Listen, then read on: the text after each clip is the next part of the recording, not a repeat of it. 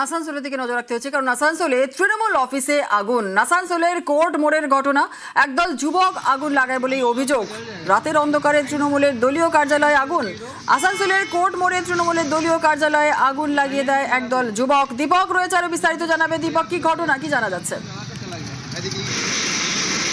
দীপক, কি জানা যাচ্ছে?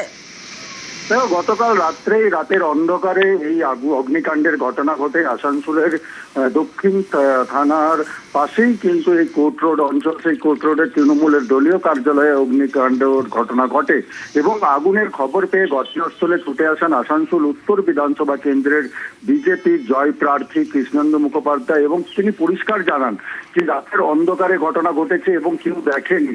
যদি এই ঘটনার সঙ্গে বিজেপির কোনো কর্মী সমর্থকরা জড়িয়ে থাকতে পারে, যে তারা যদি এই আগুন লাগিয়েছে, তাদের বিরুদ্ধে পুলিশকে কড়া ব্যবস্থা নিতে তিনি জানিয়েছেন। এবং পাশাপাশি তৃণমূল কংগ্রেসের পক্ষ থেকে এখনো কোনো রাজনৈতিক দলের বিরুদ্ধে অভিযোগ না করার ফলে কিন্তু পরিষ্কারভাবে কৃষ্ণেন্দু মুখোপাধ্যায় জানিয়ে দিয়েছেন যে যারা এই ঘটনা ঘটিয়েছে তাদের বিরুদ্ধে মোকাবিলা করতে হবে পুলিশকে। ধন্যবাদ।